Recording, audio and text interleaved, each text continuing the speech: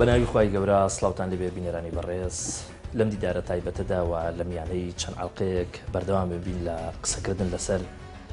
دیاردەی توندڕەوی و هەروەها داعش. ئەگەر بیرتان مابێ ئێمە لە میانەی 5 ئەڵلقە پێشتر لەگەڵ بەڕێزمان مەسعود باپیر لەسەر هەمان بابەت قسەمان کردووە و ئێستا درێژە دەین لەگەڵ بەڕێزێشتر کە عزیز و خۆشەویستمان بەڕێز کاک ئەبوبەکر عەلی خاوەن و نووسەری کتێبی داعش لە نێوان توندڕەوی ئاینی و شکستی دەوڵەتدا هەڵبەت ئەم قسەکردن لەسەر ئەم دیاردەیە ئەم جاریان لە ژێر ڕۆشنایی ئەم کتێبەدا دەبێت کە بەڕێزیان لە ساڵی 2015 هەڵبەت بڵاوی کردوێتەوە بە تیراژی 2000 دانە. هەڵبەت ئەم کتێبە لە 24 سی 2015 بەڕێزیشان پێشکەشی منی کردووە. سا دوای ساڵێک و تقریبان مانگێک دەخینە ناو چوارچەوەی چەند ئەڵلقەیەک لە ئەم دیدارە تایبەتەدا. زۆر سپاس دەکەم کاک ئەبوبەکر بۆ ئەم دەرفەتدا، سوپاسانەکەم زۆر. سپاس بۆ تۆ و سپاس بۆ کەناڵی پێیامیش. کاک ئەبوبەکر من ئەوەی لەم کتێبەدا و هەر لە سەرتاشەوە یعنی دەبێتە جێگای سەرنج و پرسیاری من یان سەرسامی من ئەم پێشەشیە کە لە لاپەڕەحە و لە 8 دیاردا ینی تۆ نووسیوتە حەزەکەم بیخوێنمەوە بۆی بینەران لایان ڕۆم بێ کە ئێمە لە ماوەی چەند ئەڵلقەی داهاتوو ئەو تەوەر و باسانی کە دەبنا بابەتی گفتوگۆ و پرسیار و وەڵامی نێوان من و کاک ئەبوبەکر چییە؟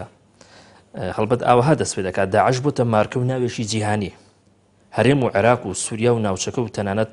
تێکڕای جیهانی بەخۆوە سەرقال کردووە. داعش وە خوێناویترین دەرکەوتەی سەلەفی جیهادی و دەرهاویشتەی واقعی شکستی دەوڵەت و دۆخی وەحشەتناک و باڵادەستی پاشاگەردانی و دەمارگیری و داخرانی ئاسۆکانی چارەسەری سیاسی و قوڵبنەوەی قەیرانەکان بە دیاردەیەشی ترسناشی سیاسی و سەربازی و مەزهەبی و ئایدۆلۆژی و کۆمەڵایەتی لە قەڵەم دەدرێت و کۆکەرەوەی چەندین دژ بەیەشی فکری و سیاسی و کۆمەڵایەتی جیاوازە لە بۆتەی گشتێشی ڕێکخراودا. ئەگەر حاڵە نەبم دەکرێت بڵم ئەم پێشەشیە زۆرینی هەر زۆری ئەو تەوەر و باسانەی لە خۆگرتووە کە هەم لەم کتێبەدا هەیە و هەم دەبێتە تەوەری باس و خواسی ئەم دیدارە تایبەتە کە وەک لە سەرەتادا گوتم لە میانی چەند ئەڵلقەیەکدا ئینشاءڵڵا هەوڵ دەین ئێمە درێژەی پێ بدەین. جارێشتر سوپاست دەکەم کاک ئەبوبەکر. من دەمەوێت لەوە دەست پێ بکەم بەڕێزت ئاماژەت بەوە کردووە کە داعش ینی بۆتە مارکەیەشی جیهانی. پرسیارەکە ئەوەیە گرفت چییە ئەگەر ئەم مارکەیەش بێتە سەر ئەو هەموو مارکانەی کە لە جیهاندا یا لە جیهانی کۆن هەبوون و لە ئێستاشدا هەند؟ ینی گرفت چییە ئەگەر ئێمە وەکو ئیسلامی یان ئێمە وەکو کۆمەڵگەیەکی موسڵمان مارکەیەکمان هەبێت ناوی مارکەی داعش بێت لە کاتێکدا ینی با زۆر دوور نەکەوینەوە مارکەیەک هەیە لە جیهان ناوی مارکەی نازیە، مارکەی ستالینی، چوزانم ینی گرفت چی ئەگەر ئێمەش خاوەن مارکەیەشی لەو بابەتە بین؟ بەڵێ بەناوی خوای بەخشندەی میهرەبان، خوایەک سەرچاوەی ژیان و جوانی و هەموو هەستە ناسکەکانی ئینسان. من وروژاندنی باسی مارکەم لە پێشەکی کتێبەکەیە پێش هەشتێ بۆ بڕیار بەدەستە سیاسی و ناوەندە فکری و سیاسی و دینێکی کوردستانە کە ئێمە داعش شتێکی نوێیە لە دنیای دەرکەوتووە، لە ناوچەکەی ئەمەیە دەرکەوتووە. بۆیە داعش بێ وەکو خۆی بیناسین، نابێ قیاسی کەینە سەر قاعیدە بە تەنها سەلەفیەتی جیهادی وەک هێزێکی ترۆریستی مامەڵەی لەگەڵا بکەین، وەکو دەردەیەکی نوێ مامەڵەی لەگەڵا بکەین بیناسین. واتە کولتوری یا بڵێن عەقڵی داعش ناسیمان هەبێ وا نەزانین کە ئەمە درێژە پێدەری شتێکی کۆنە بەڵکو شتێکی تازێ. دووەمیان کێشە چی ئێمە نمونەیەکی وامان هەبێ؟ کێشەکە لەوەیە کە ئێمە لە قۆناغێکیان پێویستیمان بە هەڵسانەوەی هەیە، لە ناوچەیەکان پڕ گرفتە، پێش هەموو شتێ شکستی دەوڵەت لە ناوچەی ڕۆژهەڵاتی ناوەڕاستە هەیە، بەڵکو هەر لە بناغە و دەوڵەتی تیا دروست نەبووە. ئەگەر بگەڕێنەوە بۆ یەکی وەکو فۆکۆیاما کە لە بواری دەوڵەتسازی و بیری سیاسی ئیشەکە پێی وایە لە هەموو ڕۆژهەڵاتی ناوەڕاستە تەنها تورکیا تا ڕادەیە ئێرانیش دەوڵەتی تایە، ئینا لە هەموو دنیا عەرەبیە و لە بەشێکی زۆری ڕۆژهەڵاتی ناوەڕاستە شتێک بە ناوی دەوڵەت بوونی نییە. کە شتێک بە ناوی دەوڵەت بوونی نەبوو لە ڕاستێ شتێک بە ناوی نەتەوەش بوونی نییە، بە ناوی گەلیش بوونی نییە، بە ناوی کۆمەڵگای هاوچەرخیش بوونی نییە. ئێمە لە بنەڕەتا پێویستیمان بە هەڵسانەوەیەکی شارستانی هەیە لە ناوچەکەیە. داعش هێزێکە بە پێچەوانەی ئەم خواست و پێداویستی و چاوەڕوانەی ناوچەکە ئیشەکە لەسەر ئەوەی تا ئێستا بنیاتیش ناوە وێران بکرێتەوە بمانگەڕێتەوە بۆ قۆناغی پێش دەوڵەت ئەڵتەرناتیف و بەدیلێکمان بدەیتێ کە جەوەرەکەی بەدیل نییە بەڵکو ڕوخانە بەڵکو ئەوەندەی داتەپینی ناوچەکەیە. ئێمە زیاتر قوڵکردنەوەی نەسعی عسکەرتاریەت و خوێن و کولتوری جیهادێکی شێوێنراوە لە وڵاتانی ئێمە لە کاتێکی ئێمە پێویستیمان وەکوتمان بە ئەوەیە لەسەر ئاستی جیهانە هێزێکی حساب بۆکراوی شارستانی ئابووری سیاسی بین و ناتەواویەکانی پرسەی بیناکردنی دەوڵەت و نەتەوە و گەل و خۆشگوزەرانی ناوچەکەمان تەواوکەین و ئێمە ئەو لە جیهانێکدا کاگە بکرد کە ئێستادا ئێمە دەبینی زۆر ئاڵۆسە یعنی ئەمە دەکرێت ئەمە ئاسانە ئاسان بێ ئاسان نەبێت تۆ ئەوە ئەرکی گەلانی مسلمانە تۆ گەلانی مسلمان لە ناوچەکەیە کێشی زۆر بۆ زۆریانەیە بێجگەلەوەی ئێمە لەسەر ئاستی جیهانە شێواندنێکەیە شێواندنێک بۆ وێنای خودی ئیسلام هەیە شێواندنێک بۆ شارستانێتی ئیسلامی هەیە و بۆ گەلانی مسلمان و ناوچەکەش هەیە لێرەوە ئەم شێواندنە داعش دێ خزمەت بەم جەنگە دەرونیە جیهاناکە دش بە گەلانی ناوچەکە و دەست بە ئیسلام وێنەیەکی خوێناوی دواکەوتوو تایپێکی مێژووی بەسەرچووی دینداری بۆ دنیا تەرحەکە و دنیاش لە سۆنگەیەکی ئایدۆلۆژیەوە یا بڵین بەشێ لە دنیا یا بەشێ لەو ناوەندانی دنیا کە بەرژەوەندیان لە شێواندنی ئەم وێنانەیە هەیە جارێکترە وێنانە گشتگیرەکەن بۆ سەر ئاستی گیان و بەداخەوە مەودای نێوان جیهانی ئیسلام و دەرەوەی خۆی زیاتر قوڵەکەنەوە و شێواندنەکە ڕەهەندی نوێی زۆر چاکە فعلەن کاگە بوبەکر ئێمە پێویستیمان بە داعشناسی هەیە ئێمە چه خزمەتێک بە ئێمە دەکات پێویستیمان بە داعشناسی هەیە بۆ نمونە ئێمە ئەگەر لە کوردستانە جارێ وەک ئیسلامی ماڵی لەگەڵا بکەین پێویستمان بە داعشناسی هەیە ئەبێ بزانن ڕەگەزە پێکهێنەرەکانی بەڵکو وەک ئیسلامی وەک سیاسی وەک ناوەندی فکری وەک زانکۆیی گرنگە بزانین داعش ڕەگەزە پێکهێنەرەکانی چییە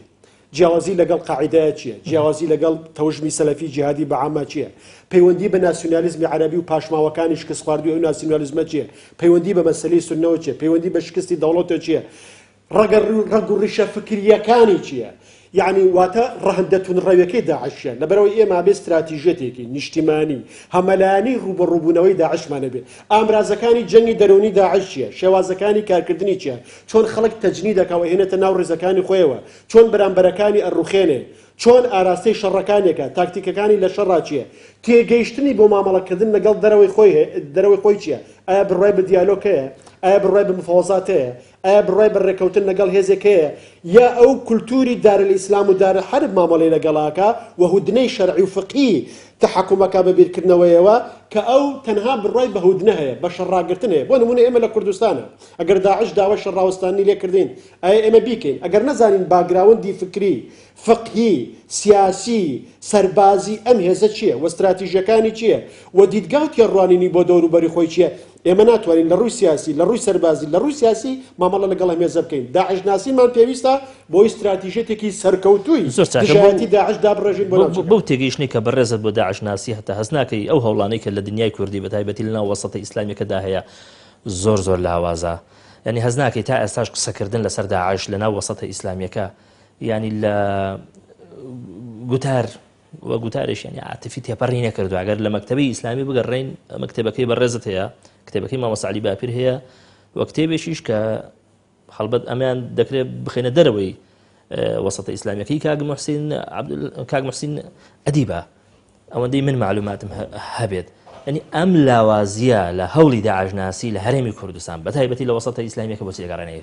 بە بڕای من ئیسلامیەکان دواکەوتوتر نین لە عەلمانیەکان بە پێچەوانەوە یەکەم کتێب کە دەرچووە لەسەر داعش کتێبەکەی برات بووە و کتێبێکە ئاستێکی خوێندنەوەیەکی فکریشە بۆ داعش دوای کتێبەکەی مامۆستا عەلی باپیر بووە خۆم بەش بە حاڵی خۆم 27 سمینارم لە کوردستان لەسەر داعش جێڕاوە ڕاستە ئەمە بەس نییە و ئێمە ئەبێ ئیشێکی قوڵتر و جددیتر و هەمەلایەنەتر لەسەر داعش بکەین بەڵام ئەرکی ڕوبەڕوونەوەی داعش لەبەرەوەی واقعێکی سەربازی سیاسی دەرونی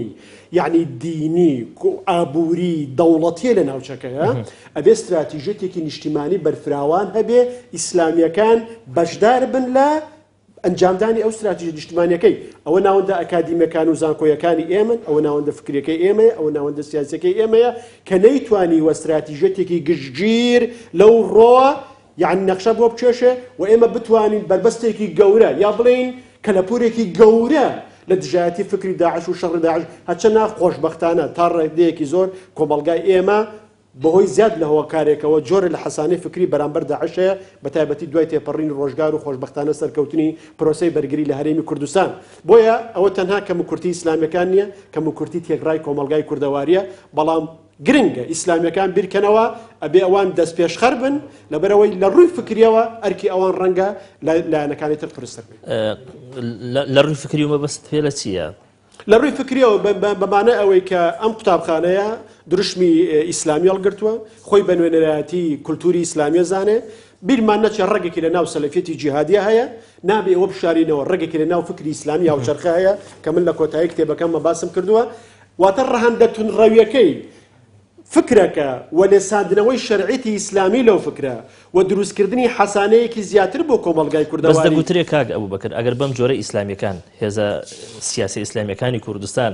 بیانەوێ ینی خوێندنەوە بۆ داعش بکەن لەوانەیە دوجار خۆیان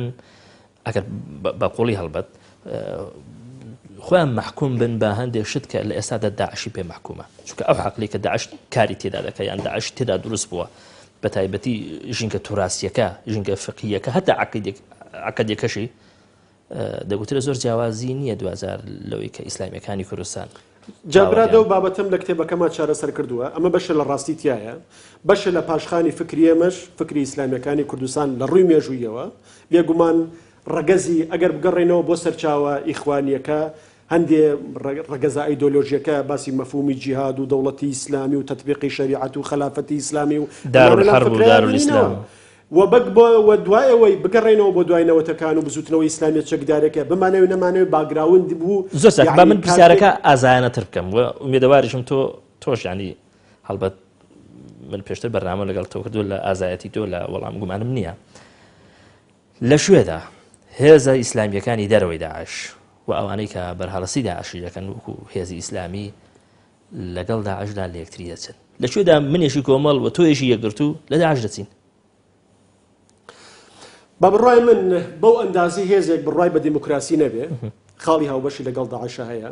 بەو ئەندازەی خەڵکی لە کۆمەلگاکەمانە دابشکە بۆ مسلمان و نامسلمان و حکمی دینی بەسەر کۆمەلگایەبان تۆ فاسقی تۆ فاجری تۆ کافری ئەم جۆرەشتانە ئەوە سەلەفیەتە و سەلەفیەتیش ڕگوڕیشەکانی داعش ئەگەڕێتەوە بۆ سەلەفیەتی محەممەد عەبدولوهاب یعنی تۆ کتێبی تەوحیدەکەی محەممەد عەبدولوهاب بخوێنەوە بە ڕەحمەت بێ کە دەم مەرجدانێ بۆ ئەو کەسانەی کە ئەگەرم شتانیان تابێ لە چوارچەوەی ئیسلام بچنە دەرەوە زۆربەی هەر زۆری مسلمانان لێ چنە دەرەوە کەواتە بەو ئەندازەی منهەجێتی سەلەفیەت لە بیرکردنەوەی ئێمەیان مابێ بۆ تێگەیشتن لە دەق و مامەڵەکردن لەگەڵ کۆمەلگا و ئامادەکردنەوەی ئیسلام لە ژیانی هاوجەرخە بەو ئەندازە ئێمە هاوشێوەمان بۆ ئەوەی نەبێ بەو ئەندازەی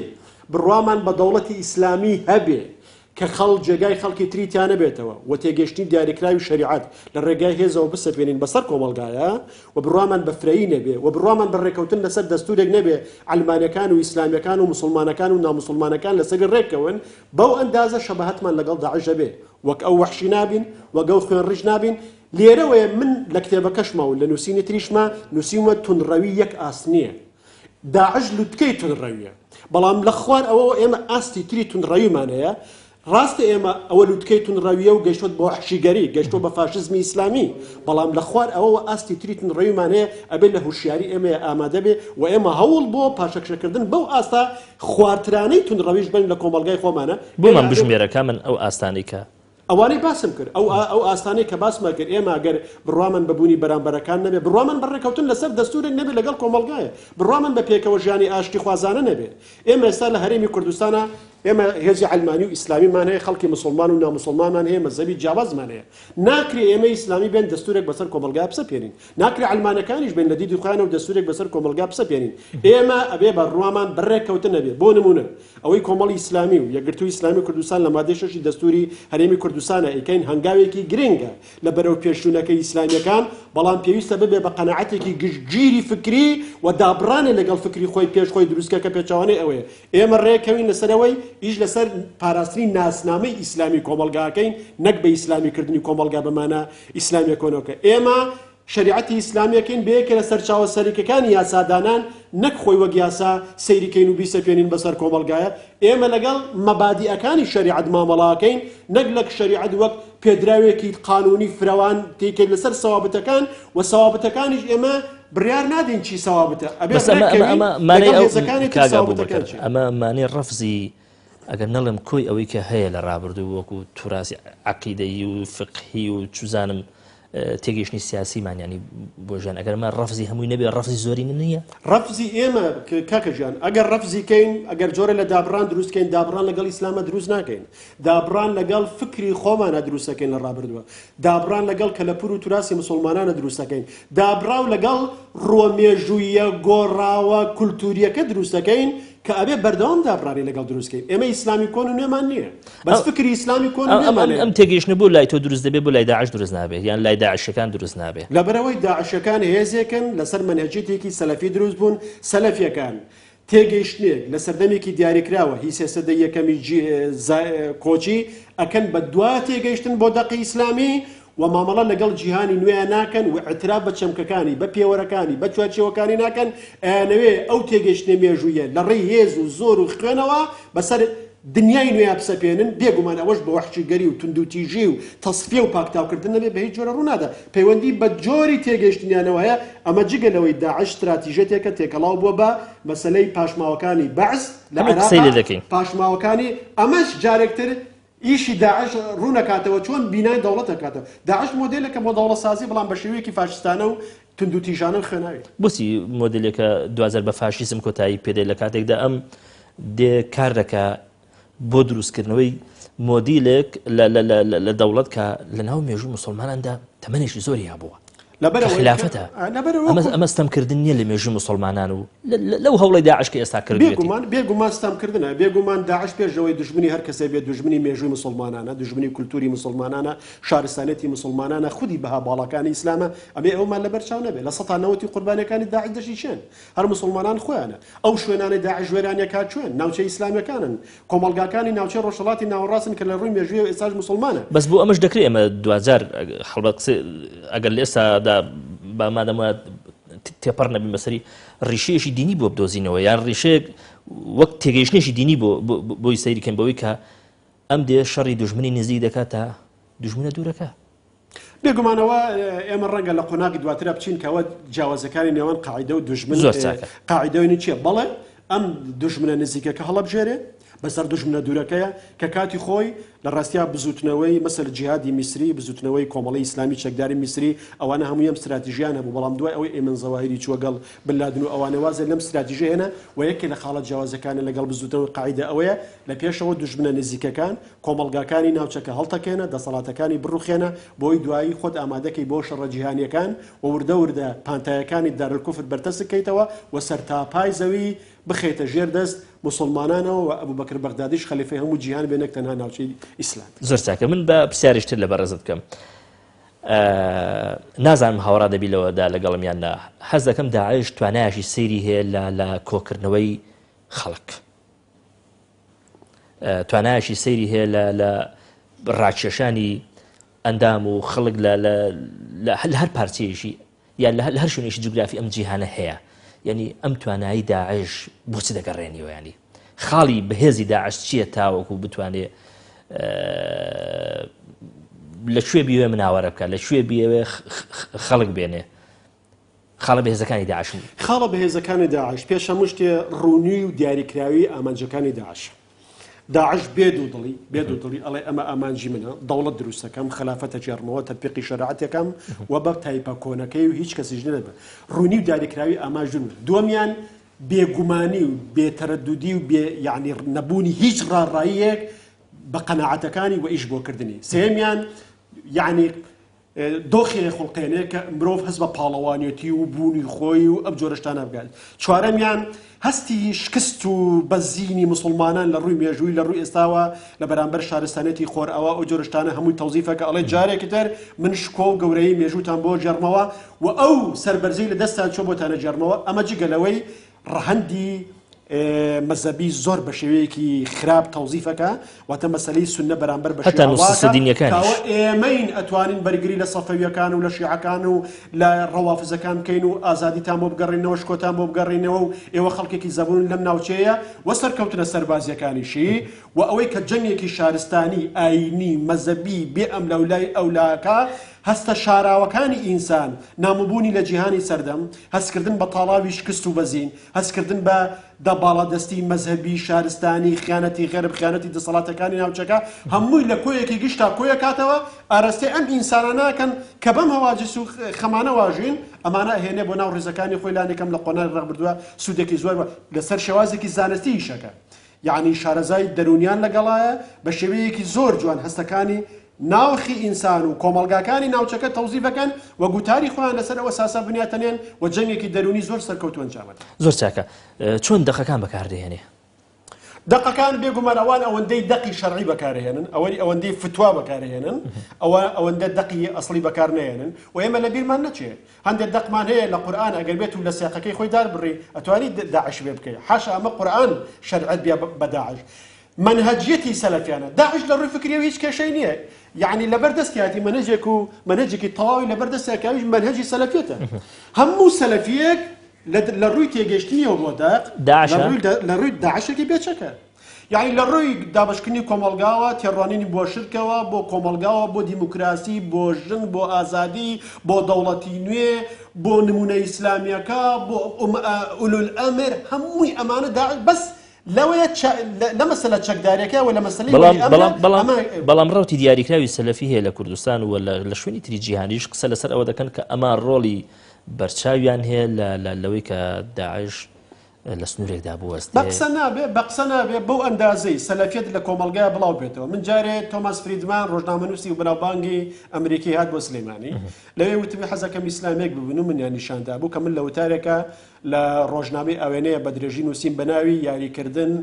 بە تەوژمی سەلەفی بۆ ململانەی سیاسی ئیسلامیەکان یاریکردنە بە ئاگر ئاوان بە تۆماس فریدمان وت تۆماس وتی کاگە بوبەکر لە وڵاتیەوەیە سەلەفیەت هەیە وتم بێگومان هەیە وتی چێ داعمیانەکەن وتم بەداخەوە حیزب دەسەڵاتدارەکانی کۆمەلگا داعمیانەکەن وتی ئەکرێ علمانی داعمی سەلەفی بکە وتم بەڵێ لە وڵاتی ئێمەیە ئەکرێ چکم مانای علمانێت لە وڵاتەکەی منە لە وڵاتەکەی تۆ جیاوازە لە وڵاتەکەی تۆ واتای بێلایانی دەوڵەتەکرێ بەرامبەر بە تەوژمەکان لە وڵاتەکەی من واتای تەوزیفکردنی دینەگەیەنێ بۆ خزمەتی حیزب و ئەجندەیەکی سیاسی داریکرا وتم ئەنجاگەر ڕۆژێ خوانە خواستە تەقینەوە لە وڵاتەیە بوو ئەگەر خۆکوژیەکە بوو ئەوە ئەمانە پرۆژەیەکی توندوتیژی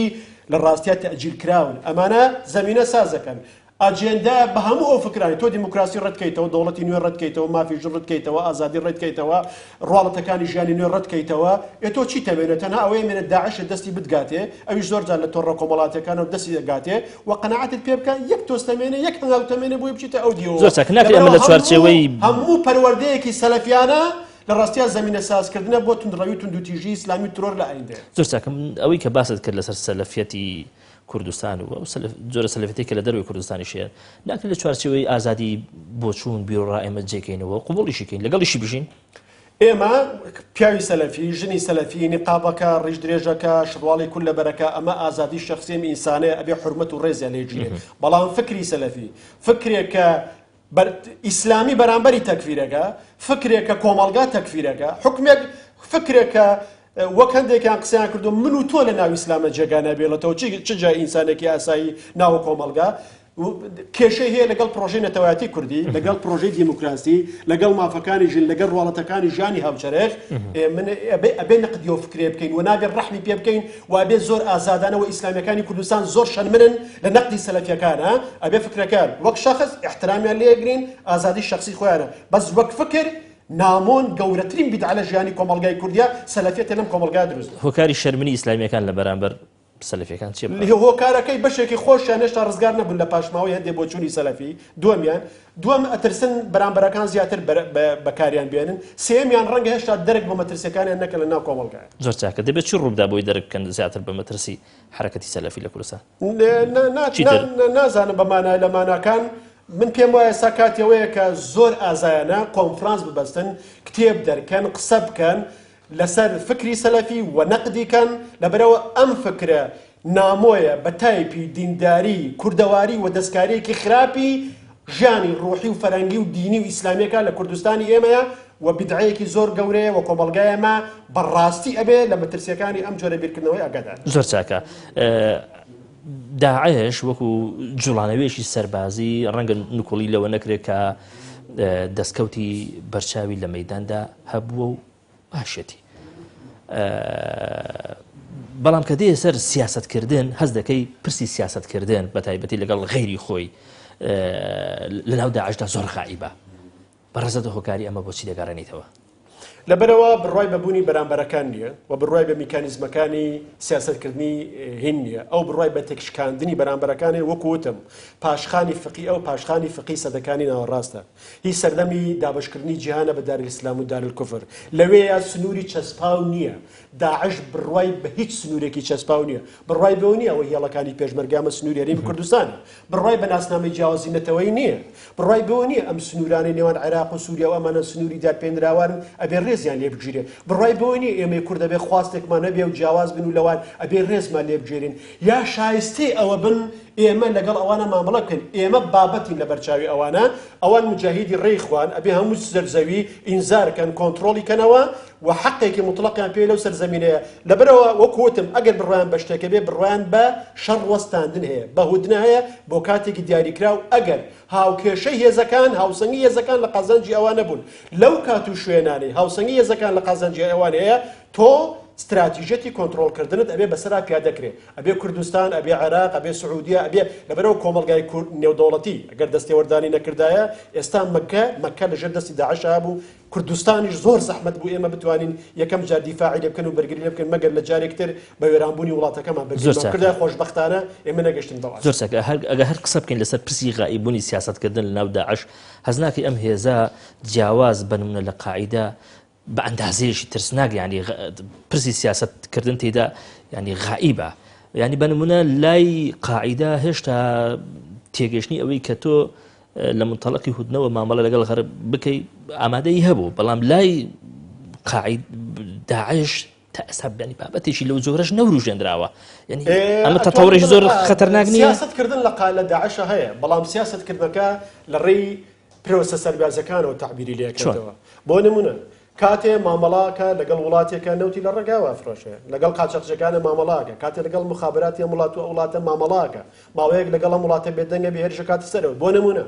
تاکو خۆر ئاوایەکان هێرشیان نەکردە سەر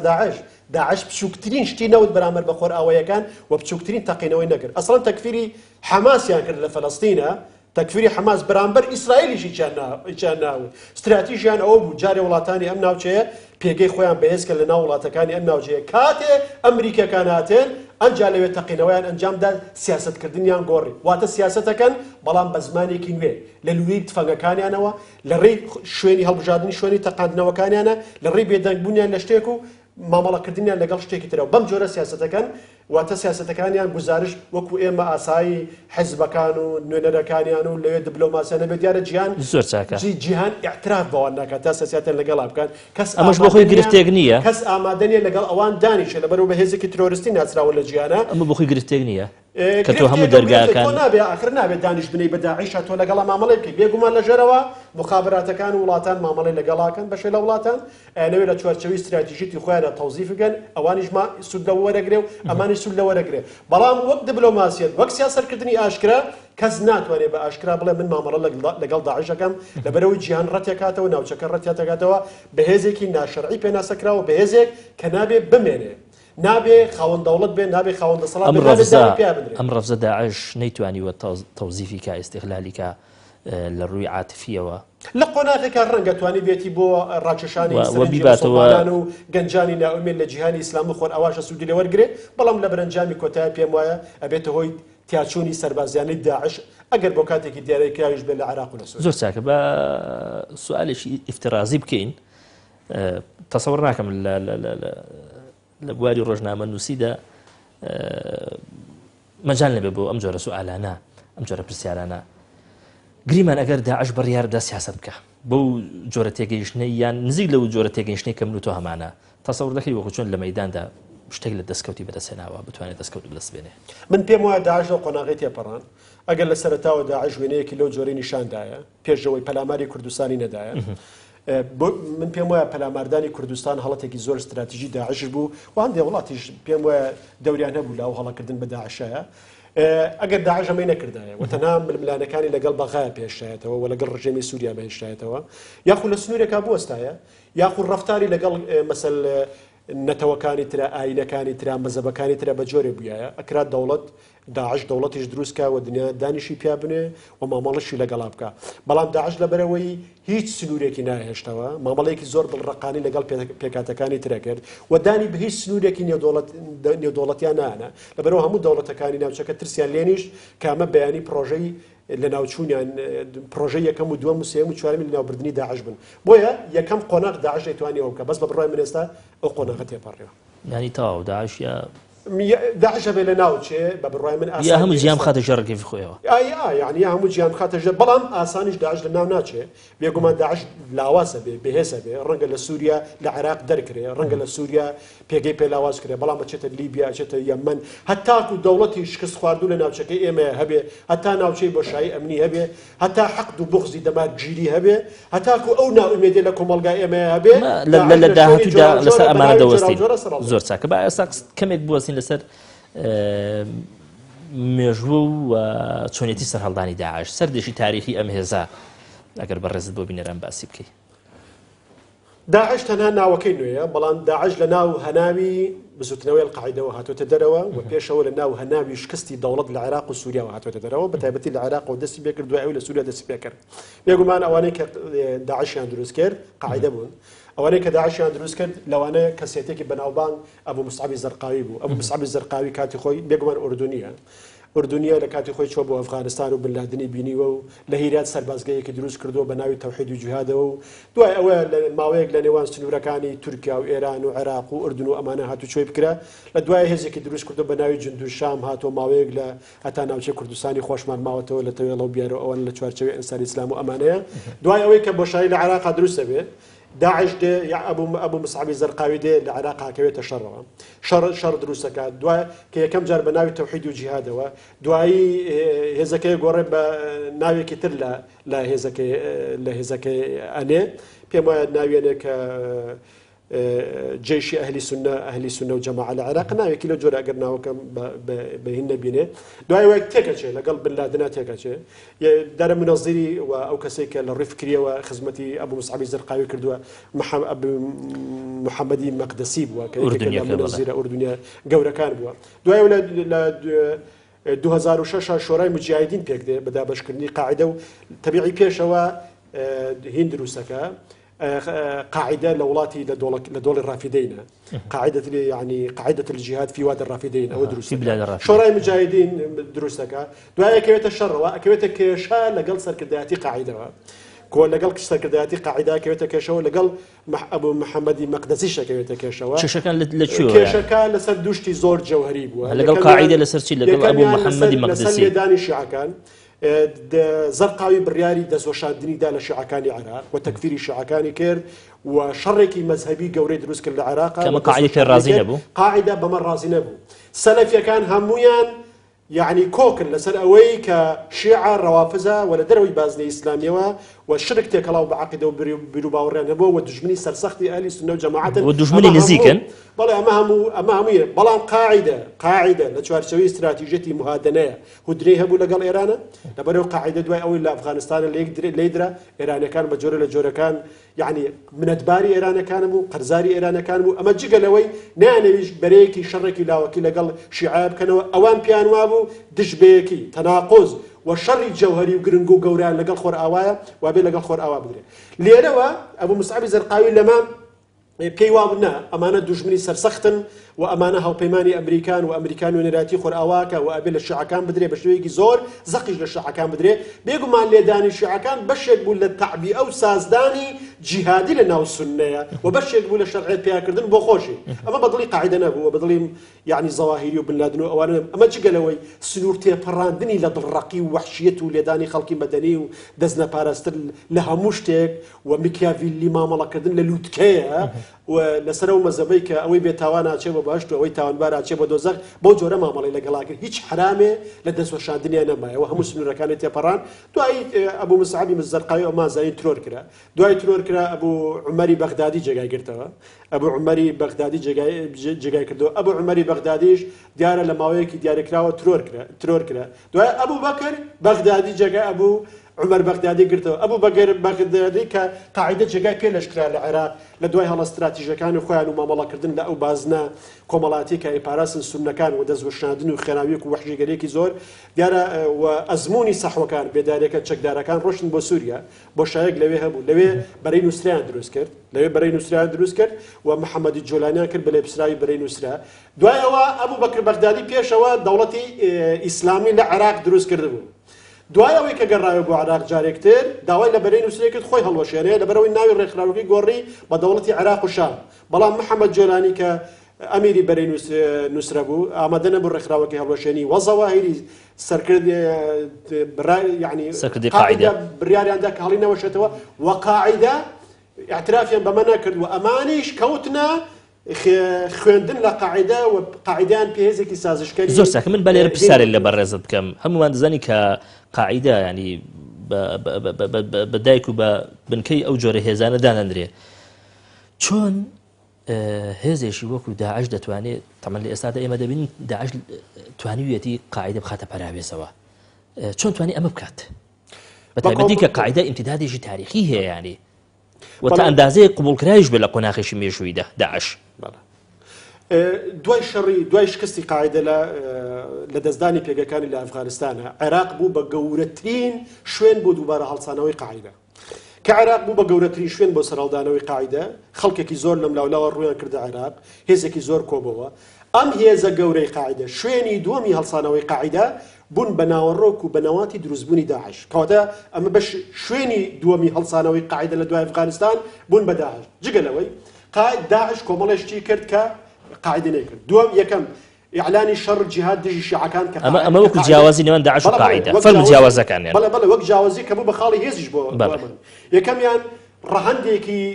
مەزەبی خستە سەر شەڕەکان و ئیعلانی شەڕدژی ڕەوافزەکان و شیعەکان و سەفەویەکان و ئەوەی کە خۆیان ناوی لێنن بەو جۆرە ئەمە یەک دووەمیان لە دوژمنی دوورە و گواستنەوە بۆ دوژمنی نزیک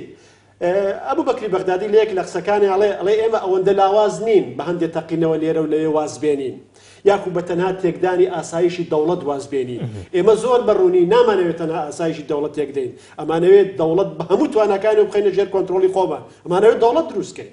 لێرەوەیە کە ئەوان جارجار تەقینەوێ لێرە و لەوێ ئەمانە بەلاوازیە زانن قاعدە بەلاوازیە زانن سێمیان خودی فکری قاعدە فکری قاعدە بەم جۆرەیە کە تۆ لەسەر شوێنێکی جیهانەوە پێگەیەکی جیهادی دروستکەی هاوڵاتیان و مسلمانانی جیهادی بۆ وێ کۆچکەن و لەوێوە يعني انطلاقي دەست پێ بکەی بۆ جیهان قاعدە نەیتوانی ئەفغانستان بکا بەو پێگەیە نەیتوانی بیکا بە قاعدە بەڵکو بوو بە پەناگە بوو بە مەلاز يعني بەیعەتی دا بوو بە ئەمیر المؤمنین خاڵێکی تر قاعدە هەر لە ڕۆنگەی ئەمەوە داعش بێگومان قاعدەکەی دروست کرد عێراق و سووریا کرد بە قاعدەکان و دەوڵەتێکی کۆنتڕۆڵ کرد و بیرۆکەی دروستکردنی دەوڵەتی هێنایەکەیەوە دەوڵەتی ئیسلامی و جارێکی تر فکری ژێڕانەوەی خلافەتی هێنایەکەیەوە کە ئەمانە هەموو لە ئەجێندەی نزیکی قاعدە دوور بوون بەم جۆرە پرۆژەیەکی سیاسی لە ناوچەیەکی دیاریکراوە ئەمە جگەلەوەی لەو سەرکەوت خۆی کرد بە نوێنەری سونە بە نوێنەری ڕەوتی جیهادی لە ناوچەکەیە بە نوێنەری شەڕی جیهادی داعش لە هەمان کاتە نوێنەرایەتی شەڕی خۆر ئاواش بۆ یەتوانی لە ڕاستیە تا ڕادەیەک ئەگەر بە خۆناخی دیاریکراویش بە قاعدە بخاتە پەراوێز زۆر چاکە ئەگەر قسە بکەین لەسەر ڕێگوڕیشەی داعش بە تایبەتی ڕێگوڕیشە فکری و تەنانەت ئاینیەکەشی تۆ داعش لەسەر چێ حساب دەکەی لە ڕۆ مەزهەبیەکەی پێ دوایە داعش فعلەن چوزان 2000 بچێتەوە سەر ئەو مەزهەبی کە مەزهەبی ئەهلی سونە و جەماعەیە وەجهێش ئەم مەزهەبە بێت من بمانەوە نەمانەوێت ئەگەر لە ناو فقهی ئیسلامیە لە ناو توراسی ئیسلامی کۆمەڵیشتی تایە کە ئەگەر ئێمە ئێستا وەک توراس سەیری نەکەین وەکو دینی ڕوت سەیرکەین کە ملزیمە بۆ ئەمە بێگومان ئێمەش وەکو داعش بیرەکەینەوە بێگومان ڕەگ و ڕیشە داعش ڕەگ و ڕیشەی دینی هەیە وەکو وتم لە قوتابخانەی نوێشە ڕەگ و ڕیشە سروو شتێکەی داعش ئەگەڕێتەوە بۆ چەند شتێ بە پلەی یەکەم ئەگەڕێتەوە بۆ قوتابخانە سەلەفیەکەی محەممەدی کوڕی عەبدولوهاب بەڕەحمەت بێت دووەمیان ئەگەڕێتەوە بۆ ناو بزوتنەوەی ئیسلامی نوێ بە تایبەتی بۆ ناو بیرکردنەوەکانی کەسانی وەکو بەڕەحمەت بێ سەیقوت بۆ ئەبوو عەلای مەودودی کە باسی جاهلیەت و دابەشکردنی دنیا بە داری ئیسلام و دارالکوفر و جۆرێ لە تەکفیری کۆمەڵگا و ئەم جۆرە شتانە بێگومان ئەمەش ڕەگ و ڕیشەیەکی فکریەتی کە لە ناو بزافی ئیسلامی نوێ دەرەکەوێ ڕەگ و ڕیشەیەکی تری توراس و فقهی سەدەکانی ناوەڕاستە ئەو فقهی ئیسلامی کە هی قۆناغی پێش دەوڵەتی مۆدرن بووە هی سەردەمی دابەشکردن بە داری ئیسلام و دارالکوفر و خەلامەت و مرک و سەلجوقێت و یعنی و بووەیهی و ئەم سەردەمانەیە یا ئەو سەردەمانە بەرهەماتوە بێگومان ئەگەر ئەمە کولتورا سەیری نەکەین وەک ئیجتیهاد سەیری نەکەین وەک ڕنگدانەوەی واقعە کۆمەڵایەتیەکە و یعنی دەرکەوتنی دین لە چوارچەوەی واقعێکی مێژوویە سەیری نەکەین و بیکوازینەوە بۆ ئێرە داعشمان دروستە بێ داعش لە ڕۆفکرەکەیەوە ڕێگێکی ڕێگە قوڵەکەی لە ناو سەلەفێتە ڕێگێکی تری لە ناو بیری ئیسلامی هاوچەرخایە بە تایبەتی ئەو بیرەی کە ئیسلامەکە بە ئایدۆلۆژیا و جۆرە لە نەزعی تەکفیر و ڕەتکردنەوەی بەرامبەری تایە و بڕوا بە دیموکراسی ناکە و دەوڵەتی ئیسلامی بەرامهێنێ و بڕای بە تەطبیقی شەریعەی ئیسلامی بە شێوەیەکی خوێناوی ئەمە ڕێگە و ڕیشەیەکی تری بەڵام ڕەهەندێکی تری بمانەوێ نەمانەوێ بزوتنەوەی نەتەوایەتی عەرەبیە من لە کتێبەکەمە باسم کردووە بەتایبەتی کە داعش لە ئەسڵدا لانیکەم وەکو ئێمە دەیبینین باوەڕی بەنەتەوە نییە چۆن دەیبەستیەوە